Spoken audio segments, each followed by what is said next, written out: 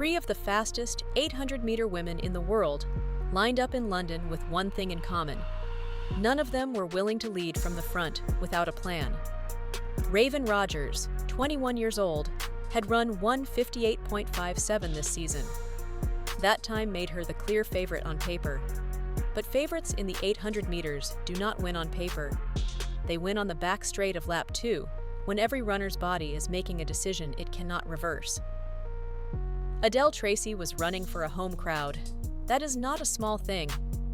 The noise inside the stadium was measurable, and Tracy had the fitness to justify the expectation. Samoya Campbell of Jamaica had beaten faster women before by reading the race better than anyone else. This field had no weak positions. The opening lap was going to tell us everything. The pace, the positioning, the moment each athlete committed to their strategy, all of it was visible from the first 200 meters, if you knew what to look for. Watch what Rogers does through the back straight. Watch where she is when the bell rings. And then watch what happens next, because the analysts rewatched this finish more than once before they agreed on what they were seeing. Watch closely from the gun. The quickest in the field.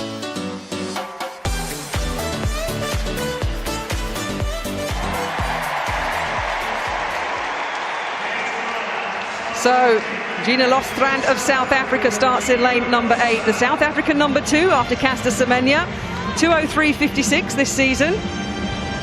Tracy of Great Britain and Northern Ireland, third at the UK Championships. This is the big race for the British athlete. She's contesting for the one remaining place in Britain's European Championship squad.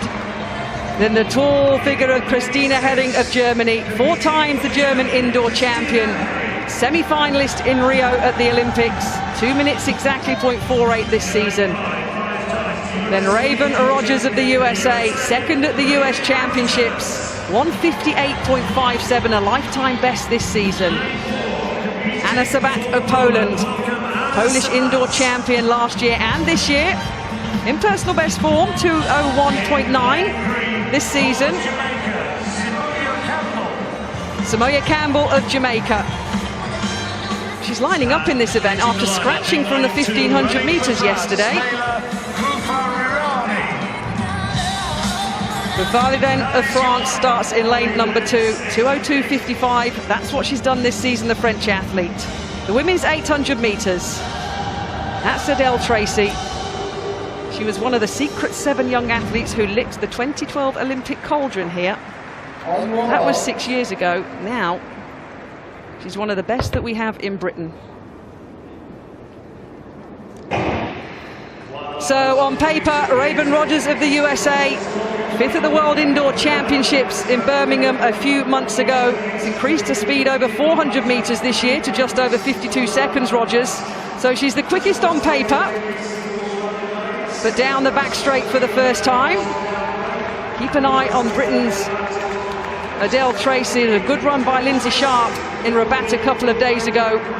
That third place up for grabs to potentially join Laura Muir and Shalana Oshigan-Clark, but it's the French athlete who's happy to take this one up, followed by Tracy of Great Britain and Northern Ireland. Yes, Boufariden keeping it really reasonably honest, and Tracy, who is knocking on the door of breaking 2 minutes, staying very close to her, running a smart race here. To be fair though, Raven Rogers almost 2 seconds better than anybody else this year. The American there in 3rd place, looking very cool. The gap though to the leading pair is about 4 or 5 meters at the bell, and they come through, and that's a solid 400-meter time, Catherine, 59.79. Well, it is. We've got a breakaway at the moment. Rogers will be keeping track behind Herring, the German, in 3rd. The American's got a bit of work to do. But down the back straight, it's France against Great Britain and Northern Ireland. She looks like she's smiling, Tracy, but she's putting some work in here. Raven Rogers now trying to make a move. The Britain goes into the lead with 200 meters to go. Britain, France, United States of America and Jamaica. The crowd rise to their feet and rise the volume for their British athlete. But here comes Raven Rogers, the American. The Jamaicans following her. Tracy into the home straight. But here comes the fastest in the field, Raven Rogers. On her way to 8 points for the American team. A fast finish from the German, Herring in 4th. The Britain will hold on for 2nd. But America take the win, 2 minutes, .2, a 59.7 lap, a 60-second lap at the end, and another American victory here, and just outside the magical 2-minute barrier for the American. Well, she just oozed confidence, didn't she, Raven Rogers? Through that first lap, didn't mind being 5, 6, 7 metres down at the bell. The 400-metre time was pretty quick by Physiological of France, who ended up in 6th place in 2:06. It was maybe a little bit optimistic for an athlete with the best of outside 2:02. Raven Rogers there, producing the goods for the USA, who just go on and on, racking up the points. Adele Tracy, I thought she might be under real threat there coming down the home straight, but Samoa Campbell had hit the blocks too, and they were both flat out through the last 50 or 60 metres. So good points for Britain. Yeah, you see on the replay, Tracy did nothing wrong for Great Britain and Northern Ireland. Just shy of her lifetime best, coming in second at 2:01.05. But Raven Rogers, 21 years old, 5 times the US collegiate champion, represented the University of Oregon, an Oregon Duck. They're very excited about her in America, and I can understand why. A controlled win and a good win again for America. Yeah, really good leg speed from Raven Rogers. Don't forget, she's run 158.5 this year. She is in the world top 10 for 2018, and frankly, totally controlled that race. But Adele Tracy giving everything, gritting throughout that last 200, and that was a sterling effort.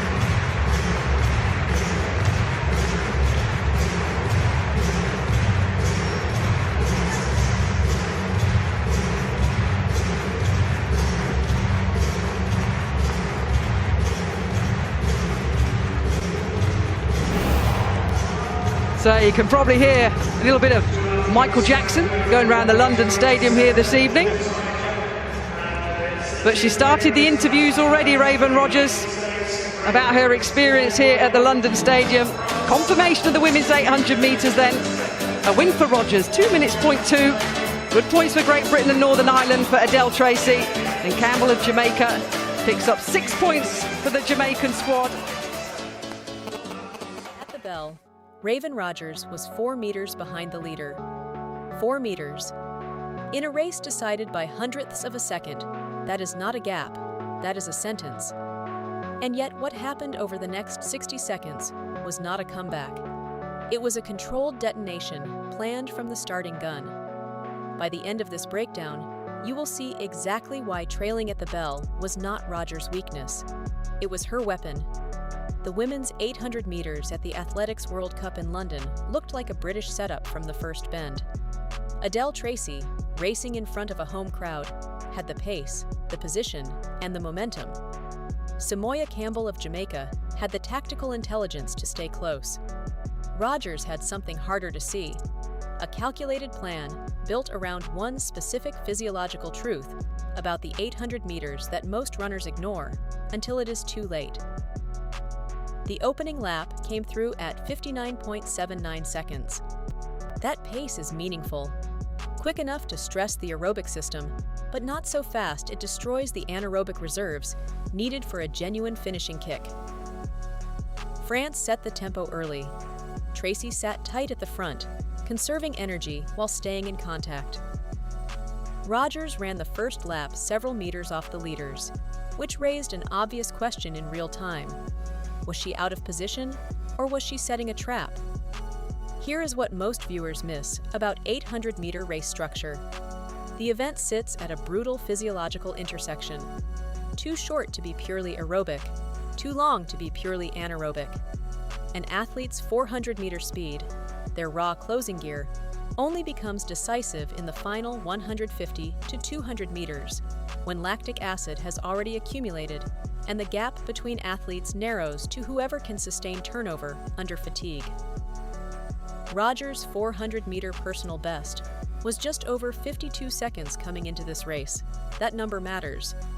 It meant her stride frequency under load would degrade slower than almost anyone else in the field.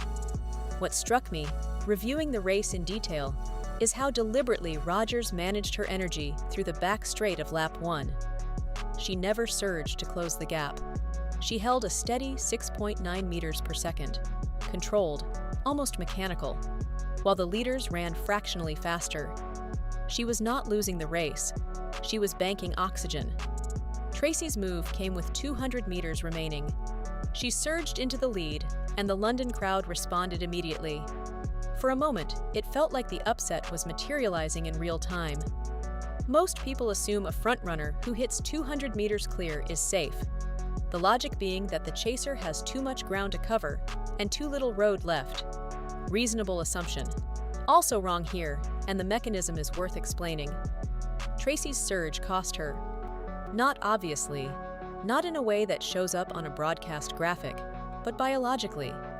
A mid-race acceleration at 200 meters out demands a sudden draw on phosphocreatine stores, already partially depleted from the first lap. That draw produces a brief but measurable rise in muscle acidosis, typically arriving 15 to 20 seconds after the surge, which means Tracy's legs were beginning to work against her at almost exactly the moment Rogers launched her own effort at 120 meters to go. Rogers' acceleration is where this race becomes analytically interesting. Her stride length through the final straight has been estimated at approximately 2.1 meters, slightly shorter than elite sprinting, but longer than what most 800-meter runners produce under lactic stress. Her cadence held near 4.6 steps per second. That combination is rare. Under fatigue, most runners either shorten stride and maintain cadence, or maintain stride and lose cadence. Rogers compressed neither meaningfully.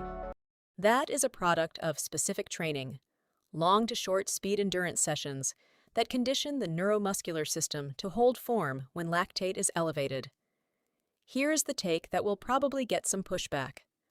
Rogers should not have been at 4 meters at the bell. That margin was larger than optimal by most tactical standards. If Tracy had run a slightly faster second 200, say splitting 28.5 instead of 29.1, the gap would have been insurmountable. Rogers' plan had a margin of error, and she was near the edge of it. The race worked, but it was closer to failing than the final scoreline suggests. Rogers crossed the line in 2 minutes, 0.20 seconds. Tracy finished second in 2 minutes, 1.05 seconds. Campbell completed the podium in 2 minutes, 1.59 seconds, after a strong finishing effort of her own. The winning margin of 0.85 seconds looks comfortable on paper. It was not comfortable during the race. It was a margin manufactured by one athlete's willingness to run the first lap slower than she was capable of, trusting that the physics of the second lap would make the math work out. What does this teach you about watching the 800 meters? Look at the bell. Specifically, look at where the fastest 400-meter runner in the field is positioned at the bell and how much ground they are giving up. If they are 3 to 5 meters back and not visibly distressed, they are not behind. They are loading. The real race begins at 200 meters out, when the accumulated cost of the first lap hits every athlete simultaneously, and the one with the most residual speed and best preserved form pulls clear. Rogers did not chase Tracy. She waited for the field to come back to her. At this pace, that is almost always the right call. Worth watching for in future races. When a 400 to 800 crossover athlete with sub-52 speed sits off the pace in the first lap, the question is not whether they can close. It is whether they leave themselves enough runway. Rogers had exactly enough. 2 meters more gap at the bell, and this is a different result. Drop a comment below. Does a runner with Rogers' 400-meter speed have an obligation to take the race on earlier? Or is patience always the correct play at this level? We read everyone. If this breakdown gave you something new to look for the next time an 800-meter race comes on, subscribe for more race analysis.